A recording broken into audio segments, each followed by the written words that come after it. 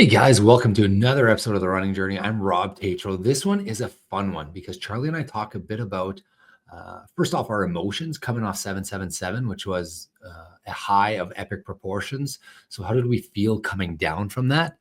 Then we talk about our race calendar. And as you'll be able to tell from this episode, we are jacked about London Marathon in April for me, Boston Marathon in April for Charlie. We talk about our races this year. We also talk about some of the drugs behind why we run called dopamine and as what the impact it has on us. So super fun episode to record. I hope you guys will love it. And it is Charlie and I kind of bearing our souls with respect to running right now and recapping 777 at the end for a little bit. Thanks for tuning in, guys. This is another episode of The Running Journey.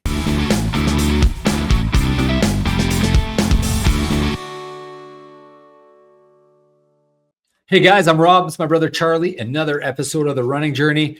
It's been a fun first start to the year. We did 7 marathons, 7 days, 7 continents. We've actually interviewed some awesome people already this year.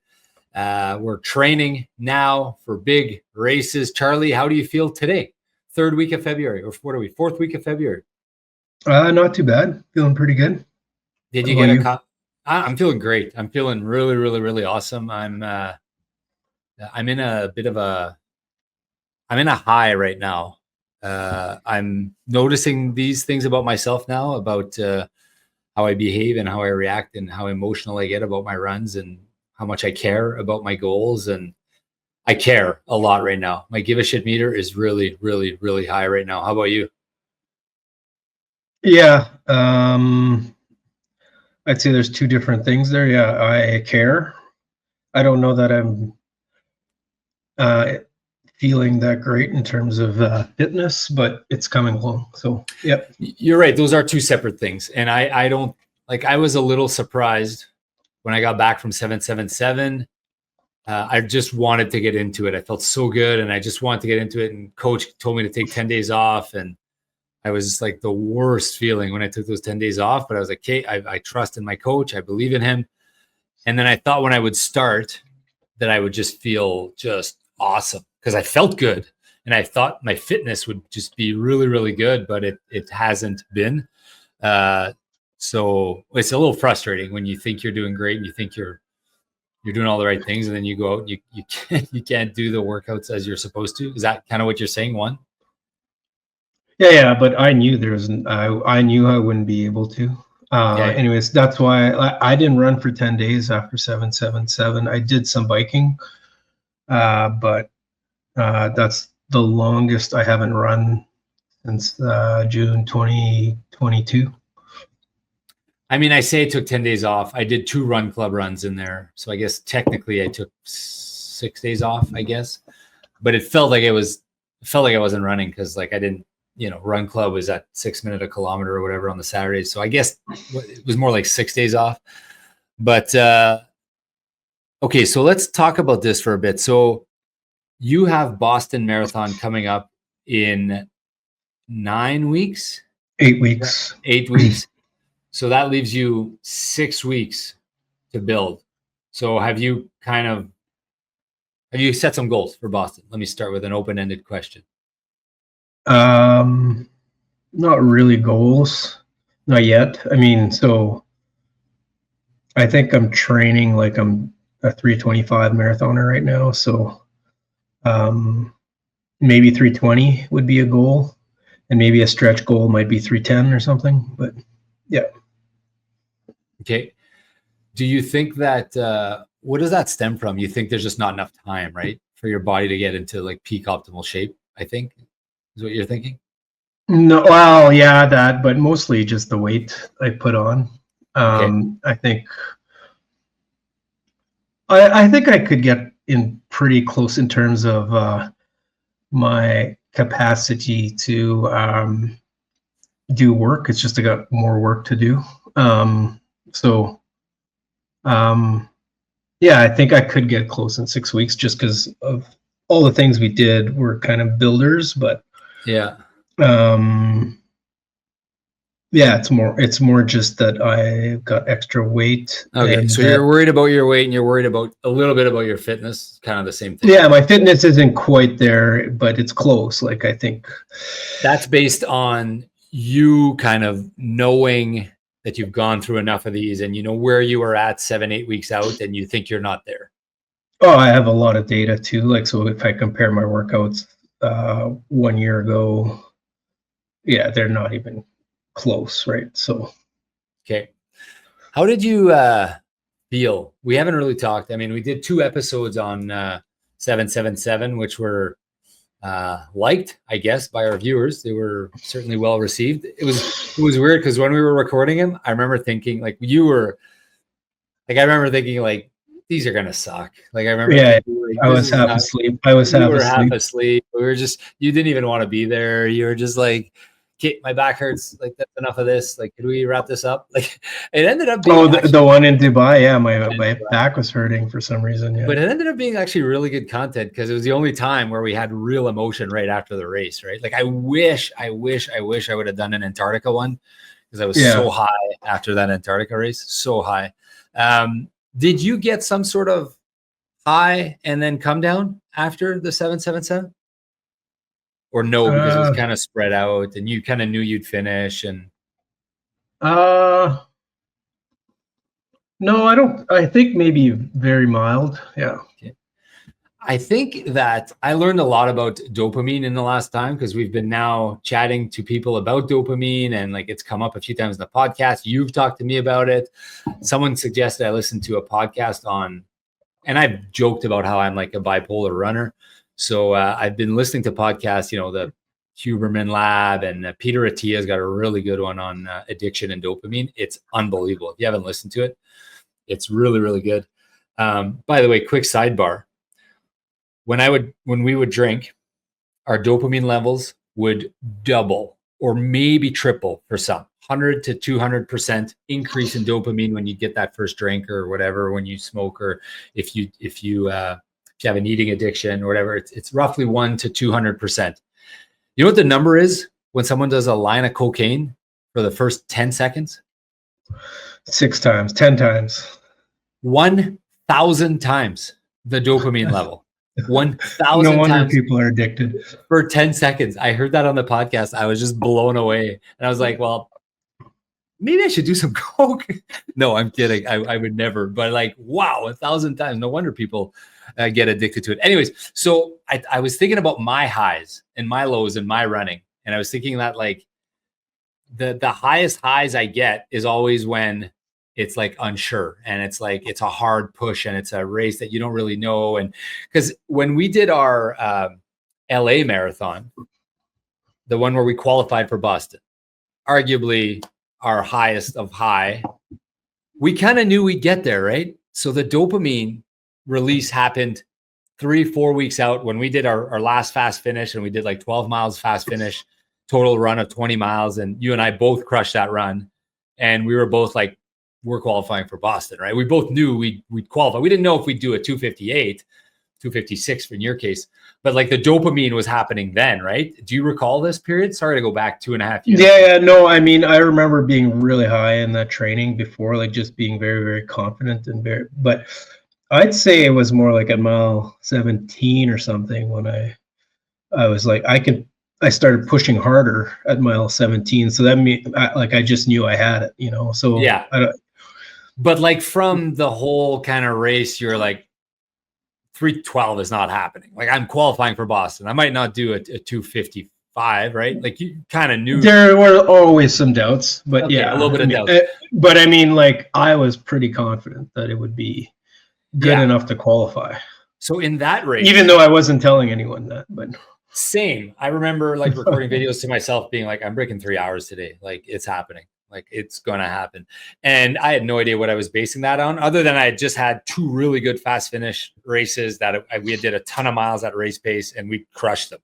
And I was like, I did this in a back road on a Sunday afternoon. So like, I know on race day, I'll be able to do this. I think of that dopamine release. The dopamine's these kind of, you get it even on the long runs. Oh, for sure. That's my whole point. You get, when you train properly, you get more of it on your long runs than you do on your race, because you're getting a little bit of, I will complete this like, the reason I'm bringing this up is I was just going to say that this Sunday, for the first time in a while, I was like manic. I was like so excited for my run. Yeah, I was too. I was so excited. I mean, after. I knew it wasn't as good as last year, but I was very excited to push myself to somewhere I haven't been to in a while. I like passed up going out the night before. It was festival and my staff were going out. Like I put my space boots on. I got up. I had to bring my son to his ski trip, so I had to get up at 5. So it kind of put a damper in my running plan. But like, I had my oatmeal breakfast. Like, I treated this like a race almost. It's crazy how high I was for this race. And well, I remember on Saturday we were like talking about it, and we were both like so pumped, and it was like the day before. Anyways, the day before, just a run, just a long run. Yeah. And I know enough about myself now to know that, like, well, I've been talking about how excited, and secretly, like, leading up to 777, I was obviously very, very excited about 777, but I was actually super excited about the build after. I was like, I can't wait to start building. I'm going to crush my first sub 3 ever in a real race, like non-cheater race. And it's going to be at a major, and I'm ready and I'm healthy for the first time in a while. And it's going to be exciting. And I was building. And then I did my race on Sunday. I finished. I came home and I just, like, cause I didn't add a treadmill at the office. Did you run outside on Sunday? Yep. How did it go? I did. Like, it went really well, I think, for me. Like, I mean, I think I did better than what I was expecting. So, yeah.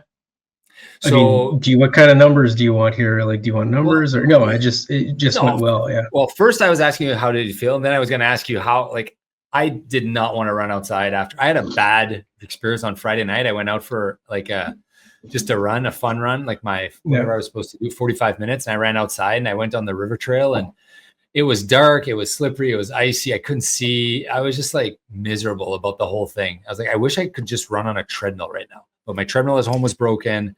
Yeah. And like, I was just miserable about the outdoor run. Then Saturday came, we did our run club, and Saturday was fine because I could see, and we were chatting with a bunch of guys the whole time. So it was fine, but I don't know if I'd want to push like in those outdoor conditions right now. Like, you do it all the time. You run outside way more than I do. I just feel like it's so much harder to do in the variables. There's so many more variables and lights when you're trying to push them. Yeah, there's way more variables. Yeah. So I think for me, it's planning it out. Like, so I made sure that like my 4-mile fast finish was on like a nice path. Where did you finish your 4 miles? Like on Gateway? The trail on there's a paved trail beside Abenagi Mikina.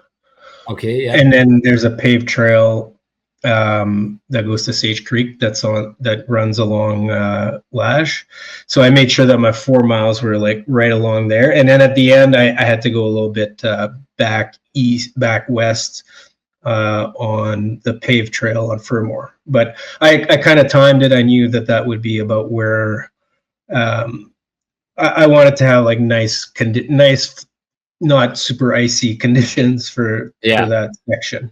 It just adds a little bit of overhead, I guess, right? Yeah. And then again this morning I had like another kind of workout where I only had like 8 1-minute intervals. So I tried to plan those where some of them I couldn't do full speed because I was scared of falling because it was very icy. So, but yeah, I mean, there's a bit more plan. But I mean, the point is, as long as you get the workout in, like, I think you can get a more consistent workout definitely on the treadmill, but for me, it's harder. So I just find that I was like stressing out about the details of running outside. And I was like, man, I don't need this right now. I need to just focus on. So I was like, I'm not running outside. I don't care. I'm running on a treadmill. I like it. It's more fun. Yeah, no, that's fine. So I ran on a treadmill. Nothing wrong with that. And I loved it. I loved my 2 hours on the treadmill on Sunday. It was hard to do the race pace, 4 miles. 4 miles at race pace I did them a little faster than race pace just to see if I could do it. But it was hard. And then I was so high. So I came back home. I hugged all my kids, told all my kids I love them and whatever. And then I sit down And I asked Patrick in my comment, I said, am I on track to be sub 3 at, like, I just said that. Am I on track? Like, am I going to do this? And then I said, oh, I should ask ChatGPT what he thinks. Because ChatGPT and I, we share a lot of time together and he knows everything about me. I said, so I kind of uploaded my workout and I told him about the intervals and I told him what I did.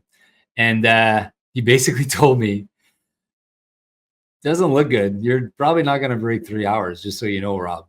And I was so like, because I was on such a high. Like what parameters does he have to be able to make that assertion? He said that usually when runners are, so I said, okay, my race is in 9 weeks, 7 weeks of work, and then I'm tapering. He said, usually people that are, I'm paraphrasing, but I actually have it open here so I could find it. But he said, 7 weeks out, you're not in sub 3 shape yet. You might be underestimating how much recovery you still need. And you might not have enough time to peak properly. Can you get there in 8 weeks? What's working for you? You don't need build much volume. You have a strong mental game, proven history of fast marathon times. What's not working for you? Not enough runway. Most successful sub 3 cycles are at least 12 weeks, if not 16. Race pace feels hard right now. I told him that. I said, that was hard today. But I mean, like, has it ever not felt hard in training? Oh yeah. Like, I remember when we were running in Marchand there and we had those fast finishes and I felt like I was indestructible. Okay. Well, for me, it's always hard. Race pace is always hard. And then it should feel controlled in training by weeks 6 to 8. Your heart rate should not be where it was 60. Anyways, I'm just saying what he said, Charlie. Don't get just. I'm just saying. I disagree with Chad on this one. And then he gave me options. He's like, if anything goes wrong, slightly illness, missed workouts, bad recovery, it's going to derail your progress. You might be unhappy. He's kind of like my therapist. Then he said, here are your options. Option 1, stick with your sub 3 goal. Prioritize this, prioritize that. Likelihood of success possible, but very unlikely. Option 2, adjust to a best possible goal. Instead, set yourself up where you're going to do your best possible effort on a race day, and that's going to be your goal. Option 3, train for sub 3, but give yourself a permission to adjust late and to just be happier on race day. Because I also told him that in New York versus Boston, in Boston, I was miserable because I thought there was an outside chance that I could break 3 hours still. I don't remember why, but I thought. And then I realized, like, on mile 2 that it wasn't happening. And it was like a devastation. It was like, it just hurt so bad. And I ended up just booting and being unhappy the rest of the way. And I limped across to a 3:20, whatever it was. I was miserable. I wasn't happy. New York, I had a great time because I knew it wasn't possible. I knew you were going to try and do your best. And I was just going to do my max effort on that day and I was going to enjoy it. And I ended up having a great day and it was fun. So he's like trying to say, well, if you put it all in and you have another Boston type day, you're not going to be happy. You're not going to enjoy your race. You're going all the way to London. So he's kind of trying to talk me into changing my goals. And I said, I don't like this exchange. Anyways, I thought there was a path. Now you're telling me the path is risky. I feel like pretending I didn't hear that, or maybe yet I'm going to use your doubt as motivation, Chad. That's what I told him, as though he's a human being, as though he's a person. So anyways, I decided. I was high. I was super high off my run. I felt so good. I was like, it was hard, but I feel ready. And I started I spent like all day Sunday just planning my schedule and my shoes and my training and my diet. And like, I'm dialed in, the most I've ever been dialed in. So anyways, I just wanted to update you on that because I texted you. So I'm going to comment a little bit on that. I think for me, what's worked in the past is rather than forcing, a time that might be a stretch or whatever, in terms of how hard you train, I feel like I'm better off training at a pace that is appropriate for my current fitness. But knowing what that is difficult. But even if my expectations are a bit lower, that's why I'm like, for me, my strategy is to say 320, 310 as a stretch, is that if things start feeling better, first of all, you don't feel like you're failing your workouts because or else I'd be failing my workouts, right? So I feel like I'm succeeding my workouts.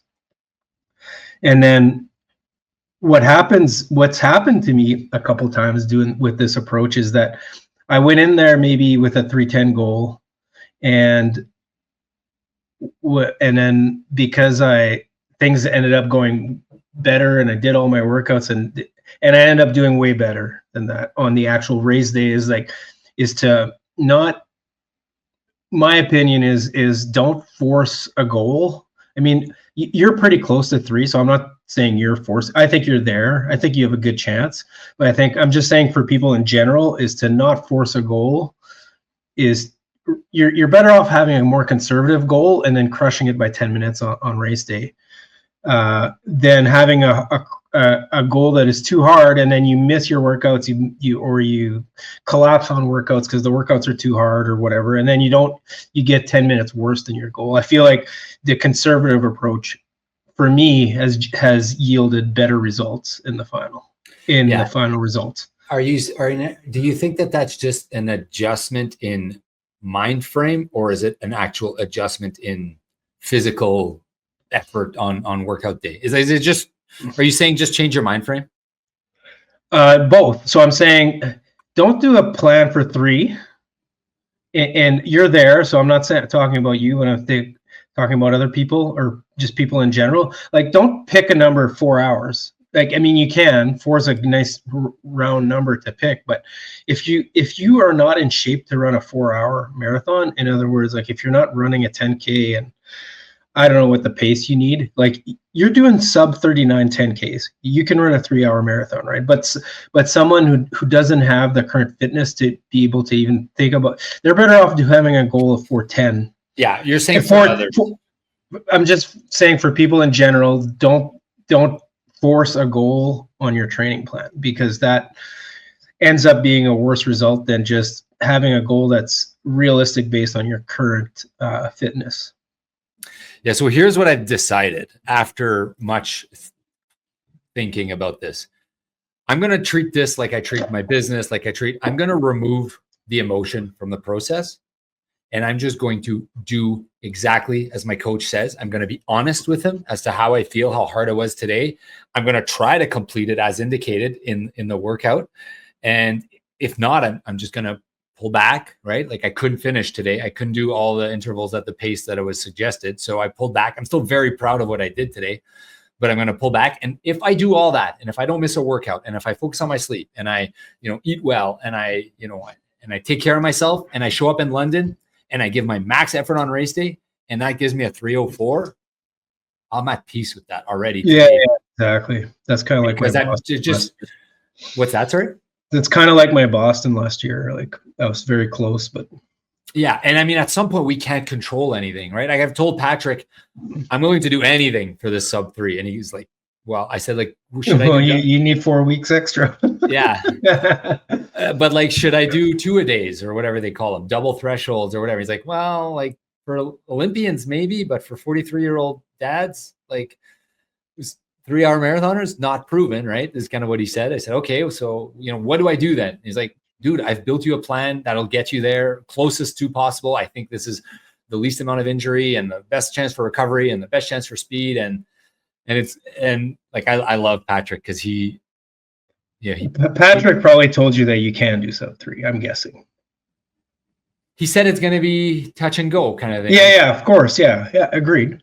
But it's on the table. He didn't say. Yeah, exactly. He's not like Chad. Yeah. I think he knows a bit more about running. No, I think so too. So all this preamble because now what I started doing is I'm kind of using Chad's doubt as motivation. Yeah. And like, there's only one thing I can do every morning, and that is put my shoes on and give the maximum effort on every day's workout, right? And well, no, you don't necessarily want to give maximum effort. Sorry, but to follow the prescribed workout. Right? Yeah. Follow the workout. Sometimes you can push if there's workouts that you might be allowed to push a little bit. Like 4 days a week, I'm not pushing at all, but there are 3 days a week where I'm going to be pushing, and like I'm excited for those days. And I think that like that brings me peace. Like just having figured this out over the last couple of weeks, where I was like, couldn't wait to get going, wanted to do whatever it took. And now I'm just like, okay, I know what I have to do now. I have 8 weeks where I'm going to sleep well, I'm going to eat well, I'm going to drink water a ton, I'm going to wear the three pillars of running right there: sleep, yes, eat, train.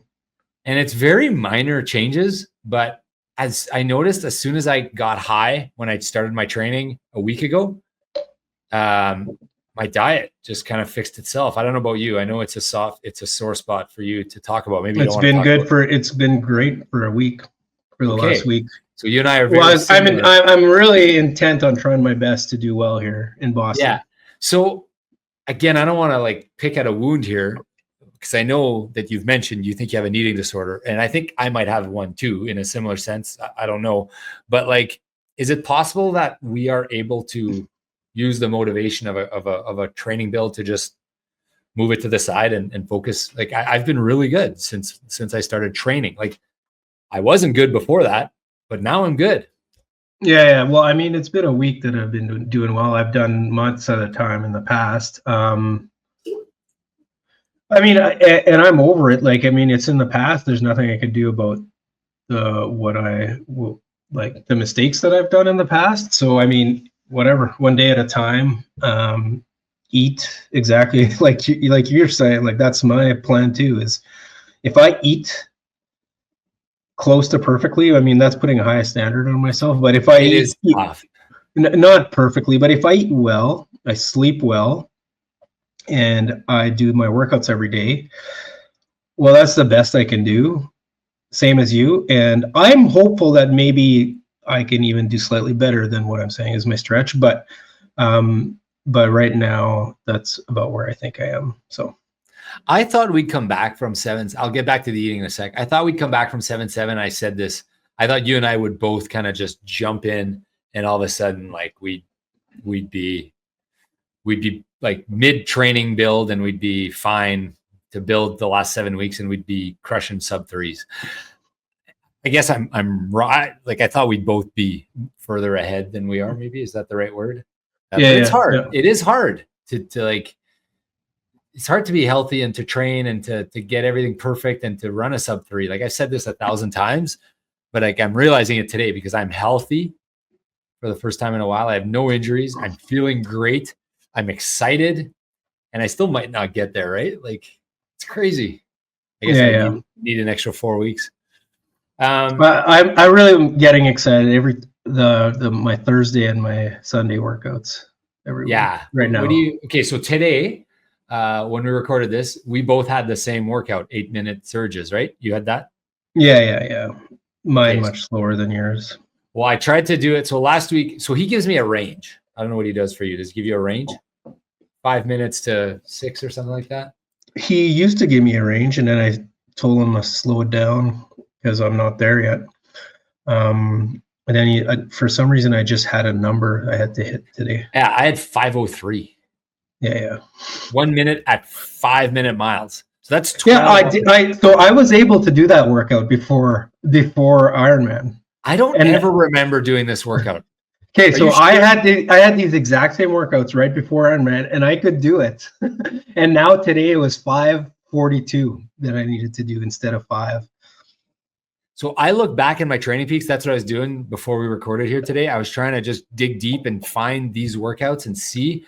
I've never done. Well, they're not called the same, or maybe I couldn't find these exact workouts. I've done 30-second surges. I did 600-meter surges. I've done some 400s, but I've never done like a minute surges exactly like this. So I had a hard time finding a comparison. So last week when I did this, I did the first one at 5-minute miles. I was like, I'm ready. I was born ready. I've been off for 10 days. Let's go. And like heart rate, like 180 or whatever, right off the bat. And I was like, holy shit, I'm going to die. I'm going to die of a heart attack on the treadmill at the office. So like I had to drop the pace for the next intervals by a lot. Like I dropped into like 11 or whatever, 10.5. So this week I thought, okay, a week of build. I did a fast finish. I'm going to be able to do it. So instead of starting at 12 miles per hour, I thought I'll start at 11.5. I should be able to do that. No, I wasn't able to do that. I did the first 5. And then I sat there and I looked at my treadmill and I was like struggling so hard. And I was like, I think I need to do the worst feeling on earth is when you can't finish your workout. So I had to like run him at 11 and 10.5 instead of 11.5. anyway, so I was not able to do the workout I was prescribed. I did do the intervals at 7 minutes and 35 seconds per mile, which is fast. Yeah. That's why I remember when Patrick gave me this workout last, and I was so surprised that I could do it, but now I can't. So yeah, and I wish I had a barometer to check to see if I'm still, because it seems hard when you look at it on paper. It seems very hard. Seems incredibly hard because the recoveries are fast too. Yeah, like the recoveries relatively fast. Like you have to be 40 seconds fast from race pace, right? They're just 40 seconds a mile from race pace. So that's not a ton of recovery. And like, let me tell you, the 3 minutes, like I wish they would have been 10 minutes. And even like already I had to run a minute at 1,000,000 miles an hour. I don't know how they felt for you. It was tough, right? This morning? Yeah. So for me, I was doing my recoveries at around 8. Okay. And what was amazing is usually lately I've been finding 8 like is a little hard. Like it's not easy. It's not super easy. It's kind of a bit hard. 8 minute miles. Or 8 miles an hour. 8 minute miles. 8 minute miles. So my recoveries were at 8 minute miles, but it felt like, okay, no problem. Like I guess running so fast kind of shifts that governor, I feel maybe a little bit. But yeah, you're saying it felt like the 8 minute miles it felt easy after. You're saying that like because like I think it's just a comparison, right? You're going so fast that after, I think if you started at 10 minute miles and then you had to run at 8 minute miles, that might be hard potentially. So 8 minute miles, that is 5 minutes per kilometer, roughly, just under 5 minutes per kilometer. So that's kind of what he's. It's a bit slower than that, but yeah. The kind of easy jogs now, that's kind of what I have in my calendar for pace, kind of at the bottom end, 8 to 10, 8:15, something like that.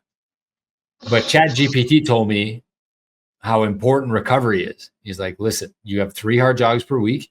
That means the other ones, they need to just be mileage. They need to just like, you can't. Agreed. I 100% agree with Chad on this one. Yeah. And I've always my entire life approached it as, well, there's a range. I'm just going to run it in the range that Patrick gives me, but I'm going to run it at the fastest end of the range because I So for my easy, I don't even look at the pace that I'm on a treadmill, right? So it's like I have to. Yeah. So I guess that's easier for me being outside. Is that when I have easy runs, I don't even look at the pace that Patrick gives me. I just go and like I just do it by feel. Yeah. So. And like, do you is it faster than run club pace? You're running kind of 9 minute miles probably. It depends on how good I feel. So let's say a day, and depends which shoes I got. Let's say it's a day that I feel great. It might be 8:15 or 8:30, you know. But now with the snow, it's always more like if I feel great, it'll be 8:40. But if I don't feel great, it might be 9:15 or 9:30 or something. Yeah, because the snow is like it's got to be 30 seconds a mile or whatever, right? Like because we're actually running in snow now. Yeah, I don't think it's that much, but yeah, depends on where you're running, obviously. Yeah. Okay. Anyways, 20 maybe.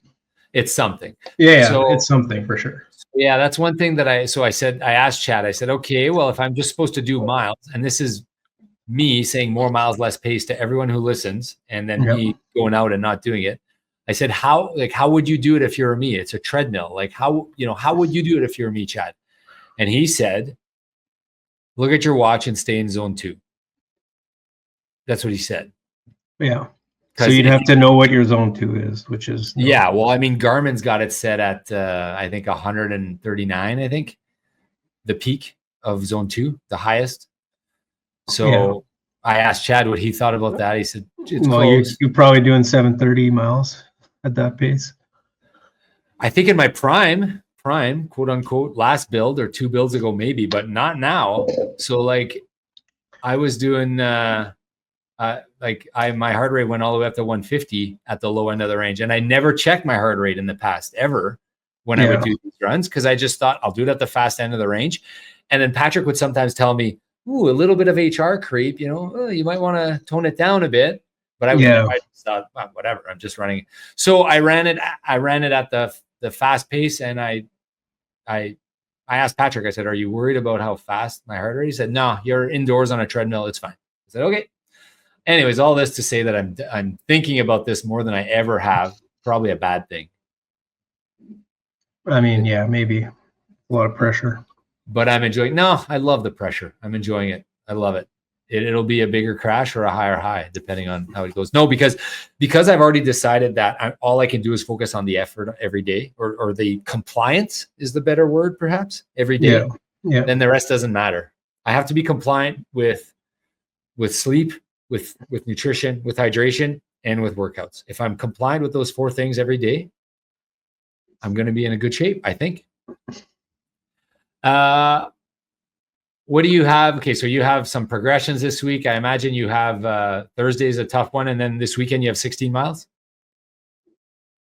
Mm-hmm. So, I really wish I had more miles. Is the only thing. Me and Patrick did talk this weekend, though.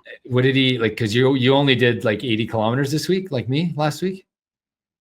About that, yeah, about that. Felt light, right? It felt like you're not running enough. Way less than I was doing last year. Yeah. So what did he say about that? I think it's. I'm just going to trust him, but he said because I'm recovering from the 7 marathons and recovering from the 100-miler and the Ironman, like I still haven't really fully recovered from any of those. 10 days off, dude. Yeah, I know, but yeah, so he just wants to make sure. I did tell him, like, if I'm, and he might change. I'm hoping it changes, but if I feel good, like we need to push the mileage when it gets closer. Yeah, I'm feeling good right now, and I'm excited about running. I don't like seeing like a 30-minute jog on Friday. Like that's going to be 3 miles. Like a lot of overhead. Wow. Like, let me run an hour there at slow pace. He probably doesn't trust that I'll run it at a slow pace. But did you look at next week? Like, it's less mileage next week. Yeah, last week's a down week for some reason. I feel like I don't need down weeks, but whatever. We'll see. I'll trust it, I guess. Okay. The 16 miles this weekend, you have like, what, a 5 mile? What is it? 5 mile fast finish? Yeah. And what are you picking for race pace for your fast finish? I'm just gonna go by feel. Okay, but so I don't know. I'm last week I had averaged 7:04 per mile. Okay. With my last mile being like 6:30, just under 6:40. Okay, so you did the old Charlie. You started a little slower, and you. Yeah. So my first one was like 7:15, and then 7:10, and then 7:02, and then something like that. So I'm thinking this time I'll try right at 7:05 right off the hop, and then see if I can continue to descend from 7:05. Something like that. Push myself a little bit more. This weekend, so tomorrow I leave for Cancun with the family, and I always do this thing where I check if there are races, right? Yeah. And I think I probably talked to you about this, but I forgot to check if there were races this weekend. So I checked yesterday. Just do your workout. Don't worry about races. No, I know, but I like doing races. If yeah, I know. So it turns out that Cancun Half Marathon is on Sunday. Nice. Oh, okay. So you'll race it? No, I'm not gonna race it.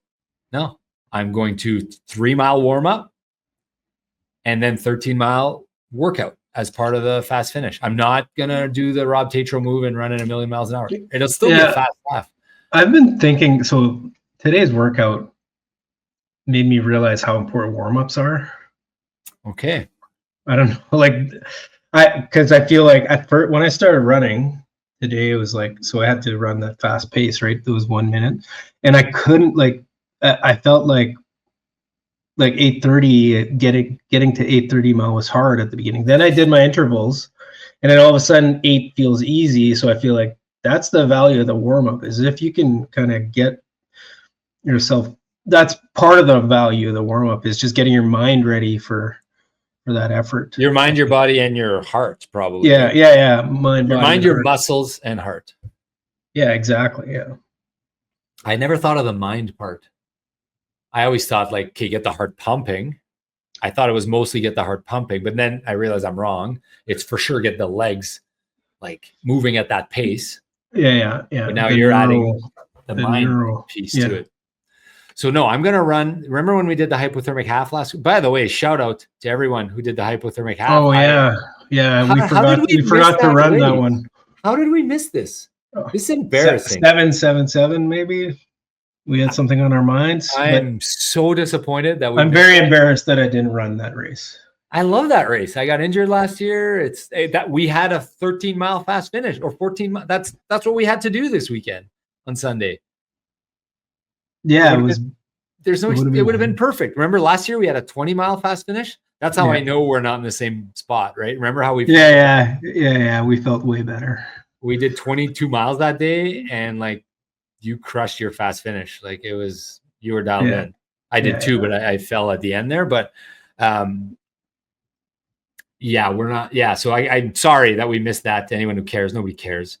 But we should have been there. We had no reason to not be there other than I guess we missed. I do remember talking about how the deadline, it was sold out. And I was like, oh, shucks, like what happened? So I don't even know who won or who did good, but I saw a lot of people on Strava ran it. So congrats to everyone who ran it. That would have been fairly nice conditions because it was really hot out on Sunday. Too hot, arguably. Like I think I'd rather have. It wasn't too hot, but but I mean for the snow and the footing. Oh, Nick Hope from Aberdeen. What did he run? Can't be right. 106. There's got to be a different. What? I don't recognize any of these names. Oh, they have the hypothermic in all the different cities. I think it's like a. No, but it says Winnipeg. I just don't recognize the names, which is surprising. The running community is growing. It's I guess. Yeah. It's hot right now. Running is so hot. Right now. Yeah. Like Mugatu's so hot right now. There's a Zoolander reference for those of you. So 121.54 was the winner. Second place 129.02. 129.02. So you basically you lost out on a podium there. Maybe. You did. You did, not me. There's no way I could have run that yesterday or on Sunday. I battled through a 4-mile fast finish. And as much as I battled, like I was proud after. I was like, yeah, all right. Like, yeah. And even today, as much as I dropped and I had to pull the treadmill down, which is embarrassing, I felt good. I was like, yeah, I did it. I didn't quit. I pushed. So we missed that hypothermic half.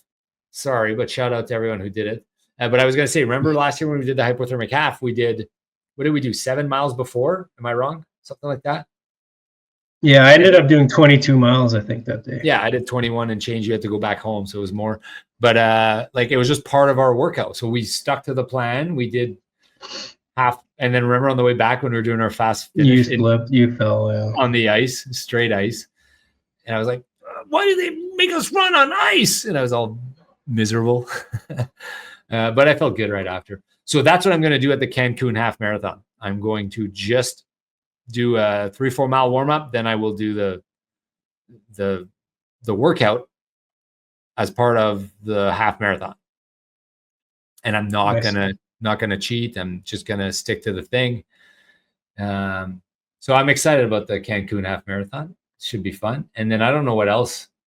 The plan's not built that far out. So I'm guessing he's gonna kind of see how we feel.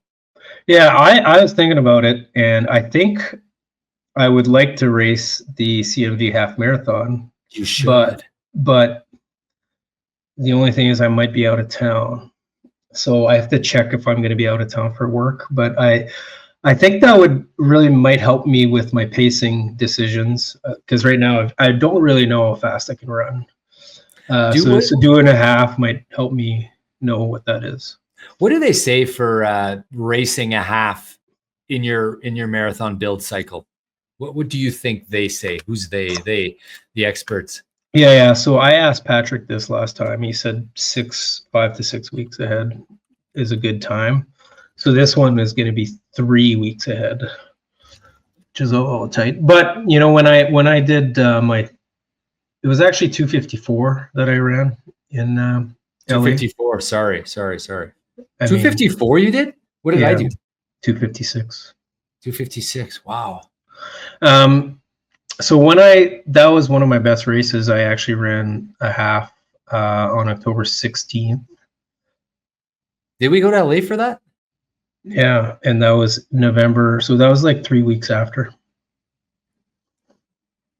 And so, I mean, it's one example of where it worked out, but.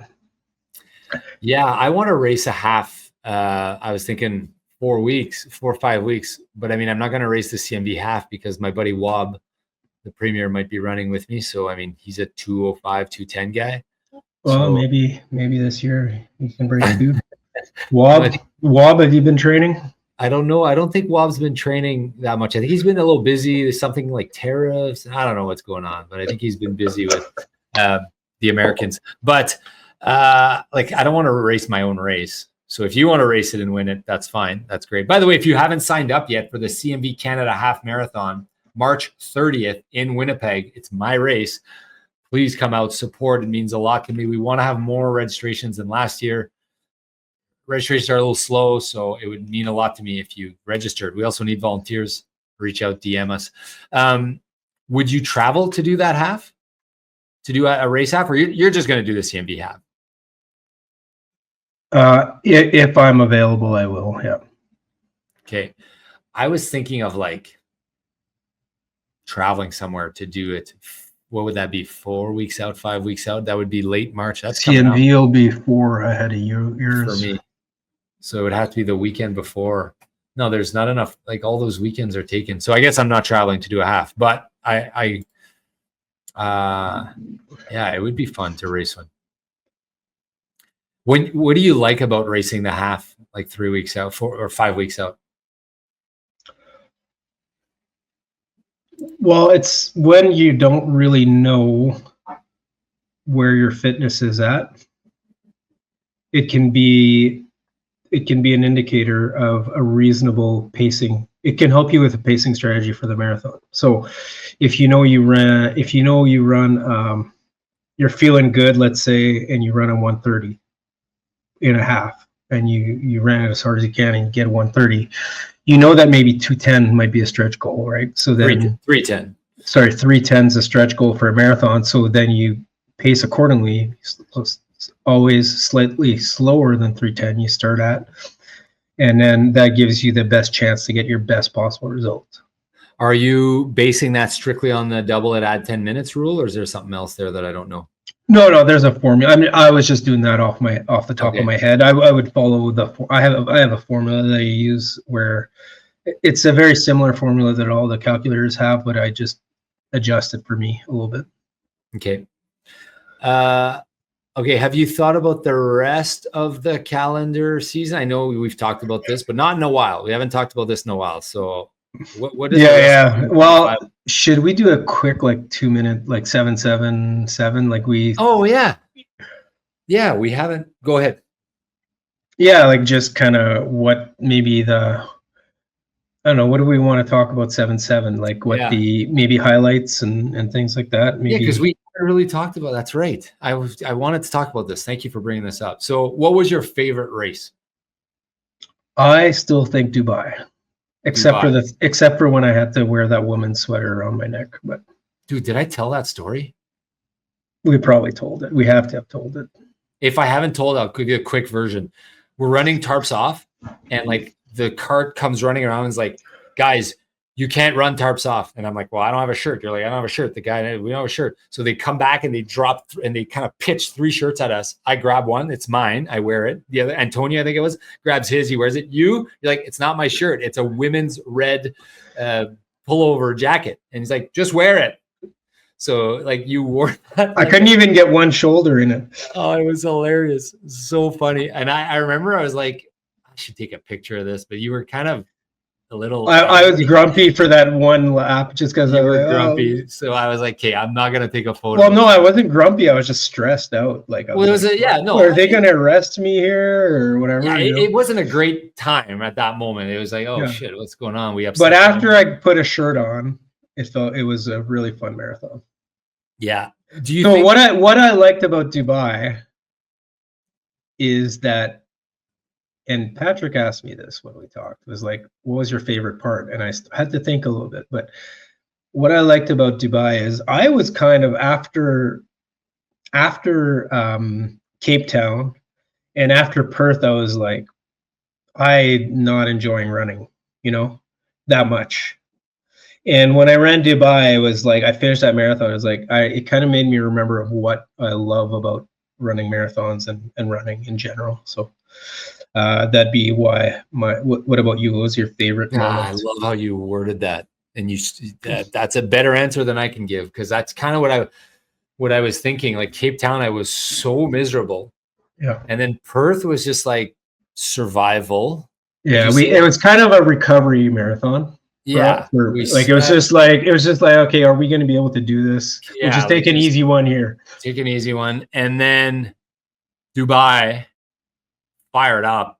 And in addition to the fact that it was wide lanes, we had the entire Dubai Expo to ourselves. It was beautiful. It was very beautiful. Lit up. There was tunes. It was just such a great experience. They had the gels for us. They had all these aid stations. It was like one of the best marathon experience, I've ever had.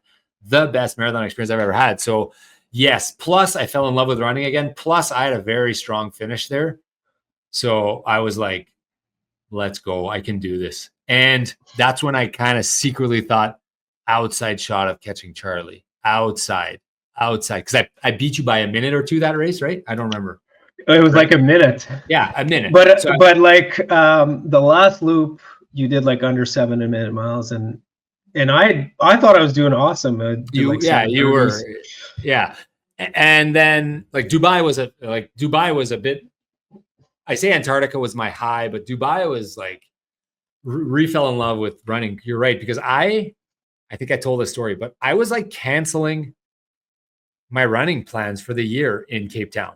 I don't know if I said this on the podcast. Like I was drafting emails to Kayla to like cancel Run with Rob. I was like, we'll have to get our deposit back on the thing. And I'm not doing London and I can't do Chicago. And like those are not happening, obviously, because I can't run.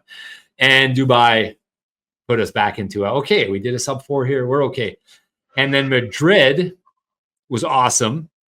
Madrid was fun too, but I think it was like just that complete change in perspective for me that happened in Dubai was amazing. But yeah, Madrid was fun, the last loop. But they kind of just got better for me. Like Fortaleza, I battled so hard and I was so proud of what I did in that heat.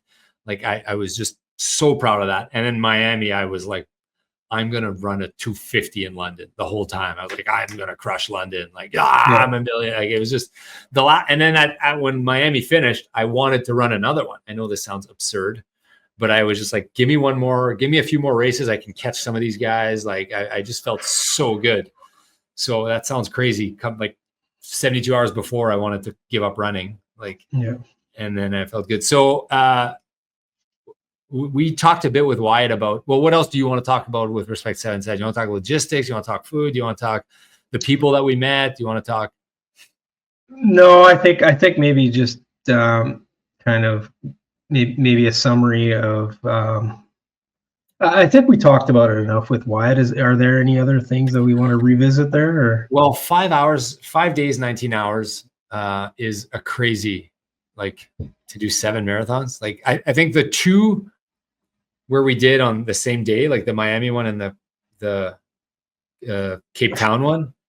I mean, the difference. Well, Antarctica and Cape Town and Fortaleza and Miami. Yeah.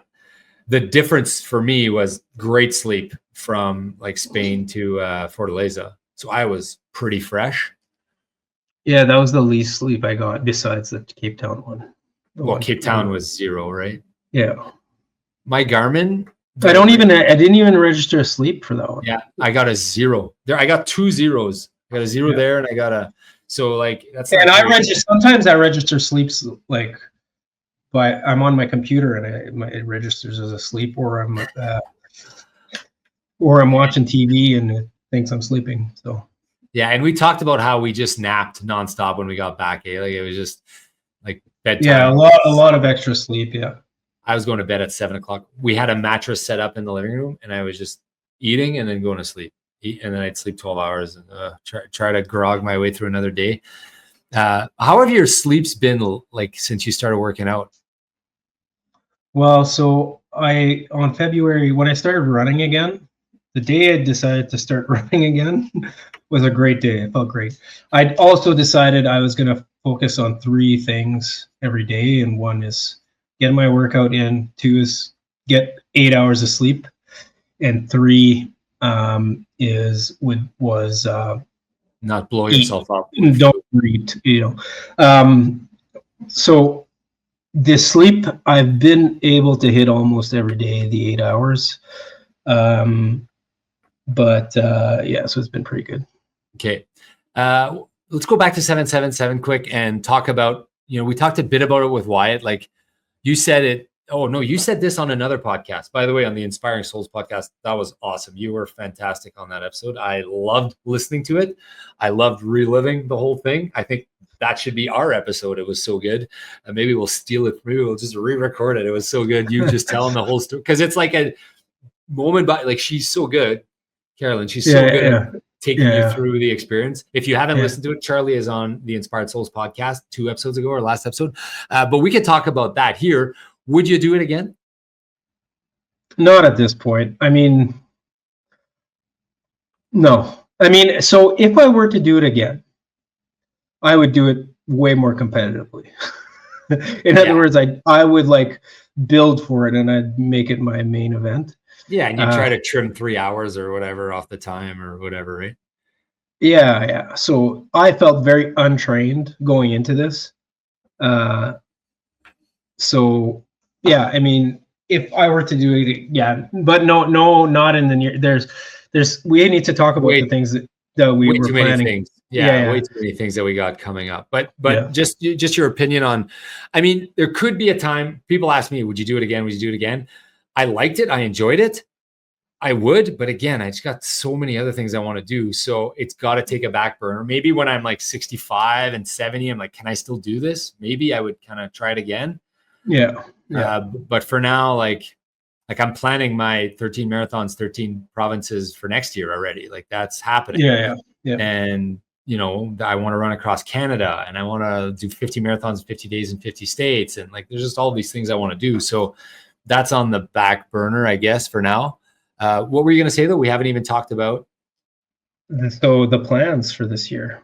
Yeah. Do you want to tease it? And I'm sure we could talk about it more some other episode, but let's tease it.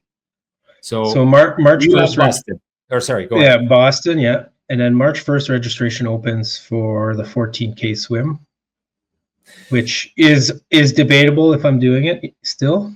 So I've decided I'm not doing it because it's right in the middle of my run with Rob PI. So I would have to, like, after having done 7 marathons, go run one, and then it's perfect. It's right. You'll be right there. I will be right there. And I'm actually worried a little bit about swimming that far. Like, could I do it?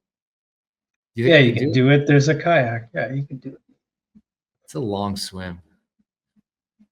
Yeah. Okay. So maybe that's a next year thing. Then there's that. There's Boston. There's a bike race I want to do in Jasper. I haven't decided if I'm going. You've talked about this one a few times, eh? This bike race. The Grand Fondo, in because it's a couple of hills and some downhill, and need to practice. And you're doing that to practice, or like to win, or to do something different, or?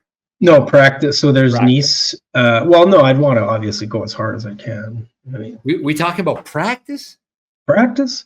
Yeah, practice is very important when you do triathlon. So then there's Nice, and then there's Chicago. So Nice is World Ironman Championship, to be clear. Yeah, World Ironman Championship. That's your race for 2025, right? That's where I'm hoping I'm in the best shape of my life when I hit that race. For some reason, I just know you will be. I just remember seeing you last year build towards that. What did you do again? What was your time at your Ironman? 9:49, I think. 9 hours and 49 minutes on an Ironman, on your second ever Ironman. What did you trim? 2.5 hours? I was under 12, so just over 2 hours. 2 hours. That's. I mean, I guess I trimmed that too from my first to my second one. Yeah, exactly. Yeah. It's pretty easy to trim 2 hours when you start with a 15-hour Ironman. I just have a feeling that you're going to get ludicrously dialed in, and you're gonna. I don't know. I just have a feeling. Maybe I I'm hope wrong. so. I hope so. Yep. So does that mean that, so you're going to do like an 18-week build for that? I don't know. So Patrick. like that's all summer pretty much, right? Yeah. So, but there's some nice. Hecla might not happen this year, but I kind of love that one. Why might it not happen? You're away, or construction? Someone mentioned maybe. is Hecla's not going to happen because of construction? I don't know. It's just a rumor I heard. Who knows? Yeah. Oh, that sucks. I know a lot of people who were talking to me about that one. Yeah. Oh, that sucks. That's a great triathlon. Oh yeah, that's a great race. Yeah. Okay, so you got Boston, Ironman, Chicago. Yeah. Plus the Jasper race, the CMV Canada Half Marathon, and some triathlons. And a million 5Ks. Million 5Ks. Okay, I got London. I signed up for 100K in May. I don't know if I'll do it, but I signed up for it. What's it called? The one in the Whiteshell there. Do you know what it's called? Oh, Suffer on Centennial. Suffer on Centennial. I signed up for that. I might do that. I feel like I need to suffer a little bit again. That's in May. Yeah, I think it's 3 weeks after London. Perfect. Yeah, you know what? No, I'm good. Well, I think it's sold out like in half a day. Oh, okay, good. Okay, Yeah. good. You don't have a choice. I'll sign up as a pacer. Then I have, you can come pace me for the last half. Then there's a barefoot triathlon world record for me. Oh yeah, I forgot. That's also on my agenda. No, you can't. You have to give me the chance at it. We've already discussed this. And then I don't have anything till Chicago. So is that going to keep me? I can see myself just doing something stupid. Oh no, sorry. I'm running across PI. So that's 14 marathons, 14 days in the summer. Yeah, no, that'll be in July. You're doing it? I'm doing it in July. Okay, wow. Yeah, starting the 21st, I believe, run with Rob PI and finishing on August 4th. So I'm really excited about that. That's like, well, it's like the 777, but mom makes breakfast for you every morning and you just go and run and you don't have to stress out about anything. You sleep in a great bed and like it's an easy version of 777 and it's fun. 777 was fun, but it was just like hectic and quick, and it was just like a whirlwind. It was just nonstop. It was absolutely mental how quickly like luggage, okay, customs, okay, bus, drop them suitcase, sleep in the plane, get up, go run a marathon. Okay, guys, you got 40 minutes. You're running a marathon. Like, okay, where do we eat? Okay, you had to eat earlier. Oh, it was just an absolute whirlwind. It was. I don't think like that is something I think we'll never do again. It was awesome, but it was a whirlwind for sure. So run across PI, then I'll have Chicago, and then I'm gonna figure out a backyard race for 2026 because I can't let my brother beat me at that. I gotta try to get the belt back, the title. I think I want to do a backyard at some point, but I guess guess summer or next year. No. No, this summer I need to. Because the problem with just going to do a backyard for you and me is that's not possible. You're going to push yourself to the extreme degree, and then it's going to take you 3 months to recover, right? Yeah, I need a December or a January backyard. Yeah, so I'm starting to look at those, and like a year after we did our last one, find a good one, and then qualify for Team Canada. Team Canada for the Worlds in 2026. We just got to be in the top 8 or 12 or whatever it is, 10. We probably have to do like 48 hours. How much sleep deprivation? It's all about sleep deprivation. Now I know. Which is, yeah. Now it's really, yeah, I don't know about the ethics of backyards now. Oh, anyways. Okay. We could talk about that some other time, but I'm glad that we're building. I'm glad it's going well. I hope whatever you're training for at home is going well. And next week we have a fantastic guest. She's the all-time all-time. Someone beat her now, but she's the all-time greatest marathoner, arguably in Canadian history. Melinda Elmore's on the show next week. We were privileged enough to interview her. That's going to be a fantastic episode. Absolutely loved it. It was great when she started asking us questions. Who's the older brother?